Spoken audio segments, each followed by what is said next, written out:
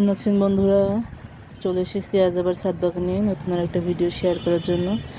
তো আজকে আপনাদের জানাবো আমার এই যে লাউ গাছের এত সুন্দর, এত বড় বড়, দেখুন কত বড় পাতা হয়েছে। আর এর গ্রোথটা দেখুন কত সুন্দর। এত সুন্দর হওয়ার রহস্যটা কি? এই যে রহস্য এখানে আছে চাল ডাল ধোয়া জল। এটা আমি 2-3 দিন জমিয়ে রেখে গাছের গোড়ায় দিয়ে থাকি।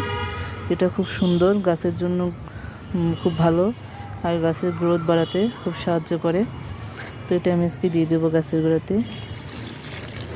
এই যে এটা সব গাছেই দেওয়া যায়, শুধু লাউ গাছ না। এই যে আমি বাঁধাকপির গাছটা, তারপর এখানে কিছুটা মিষ্টি কুমড়া গাছের গোড়াতে দিয়ে দিলাম। এগুলো গাছের জন্য খুবই উপকার। তো এগুলো দিলে দারুণ, দেখুন গ্রোথগুলো কত সুন্দর হয় গাছের।